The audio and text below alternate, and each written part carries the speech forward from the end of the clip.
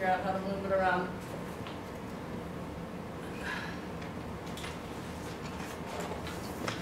I'll pretend there's people over there. I'll look outside.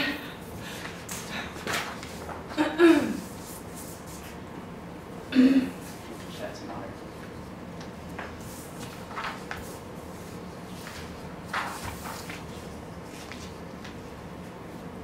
Okay, I'm ready. Oh, you're already, okay. Is it already taping? Yeah, go ahead. Oh, okay. Hi, my name's Tracy Radsvick, and my project is on teaching multiculturalism with comics, and through that, resisting stereotypes through visual literacy. With my thesis, I wanted to combine my interests in literature, art, and psychology. As a result, I've synthesized the cognitive benefits of imagery with a form of literature that is based on image, comics.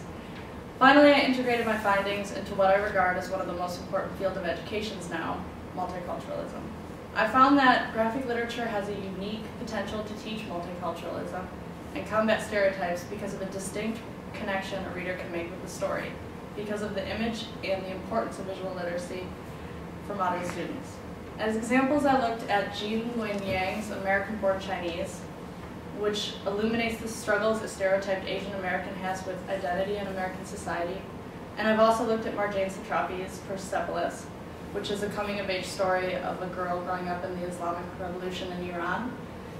But I've only chosen to look at American-Born Chinese for my presentation to give a more thorough look at it. So first of all, I'm going to talk about the unique reader connection. So I've placed the information here into a model for you to see the connection. 3 categories, 2 of which intermingle. First of all, the unique reader connection is partially due to the cognitive effects of imagery based on my understanding of visual literacy. Visual literacy in the modern meaning has come to mean the ability to produce, interpret, understand, and use culturally important images, and to find meaning from them. And it is specific to our information culture, and that we have become accustomed to interacting with visual stimuli. So, in cognitive psychology research, we have noticed that images help memory retention, and in therapy, images have been found to aid in better communication, especially with models like these. I will go over the language and universal, and Scott McCloud's universality of comics in more detail. First of all, the language of comics. Scott McCloud, author of Understanding Comics, calls the language visual vocabulary. Specifically, comics writing, like all language systems, consists of symbols that represent larger concepts, which are then expressed through more complex structures to communicate an idea. With comics, the vocabulary is the words and the iconic imagery, which is the simple drawings of people. The structure, or grammar and syntax, are the panel transitions, the spaces between the panels McCloud calls closure, because we have to decide what is happening between the frames.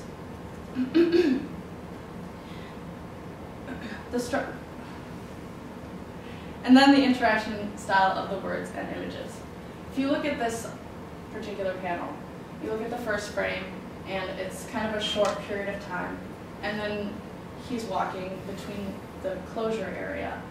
And then here, we start to get an idea of isolation that the boy is feeling, because the girls are in the foreground laughing, and he's walking away in the background, and it looks kind of like a long period of time is occurring.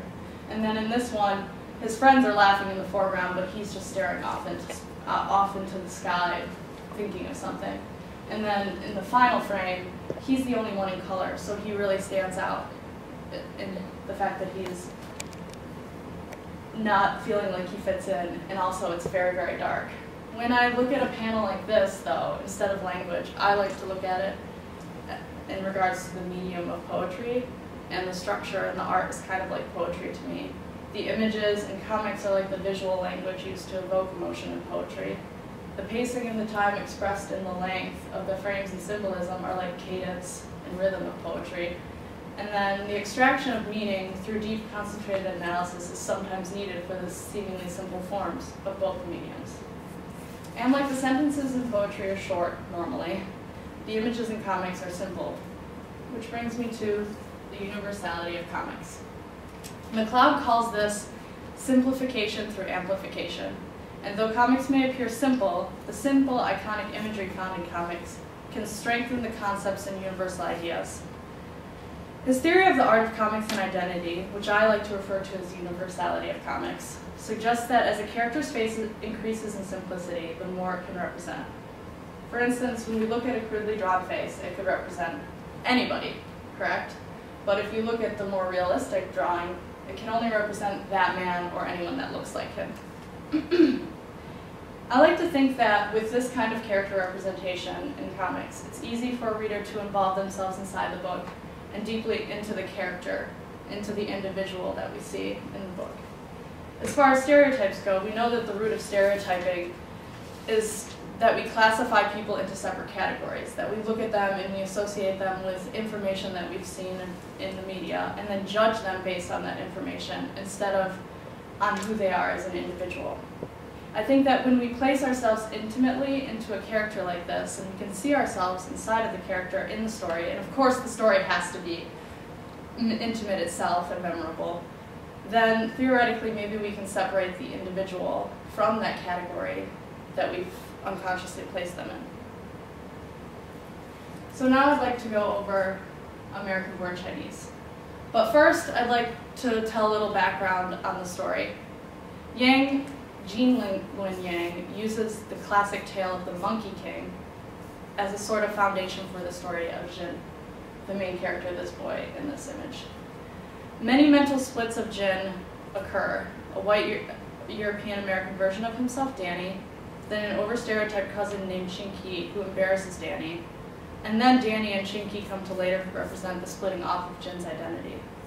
There are three forms of identity issues: transforming into the perceived cultural norm, assimilation with passive dismissal of rejection, and fighting against being perceived as inferior, which is found in the animal identity of the Monkey King.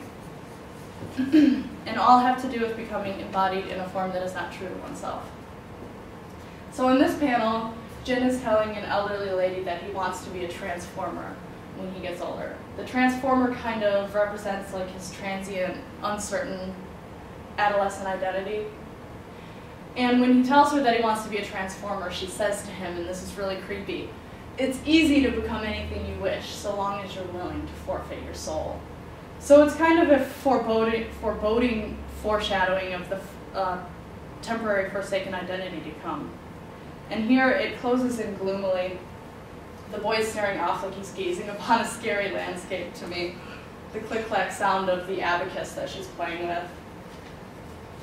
And also with what Scott McCloud would call this an aspect-to-aspect scene. The mood is kind of set frozen in time, allowing the reader to see him or herself in the scene. And then in the last frame, we see the bench. I see it kind of as closing in on the edge of the frame there. So then, later, what we see is assimilation into what is seen as normal in American society is seen in Jin's character. Jin experiences bullying throughout the novel, characterized by racist language at a young age. The ostracized feelings generated from these feelings results in Jin's transformation through assimilation, and also some mistakes he makes with his best friend. To the point that he's converting into the double identity, which is often called identity bifurcation, as far as I know it. And Danny, the blonde-haired, spiky, white American, and then also Chinky, an exaggerated racist representation of racist Asian iconography. The mental split has sort of an effect of magnifying the contempt Jin feels from his classmates, in my perspective.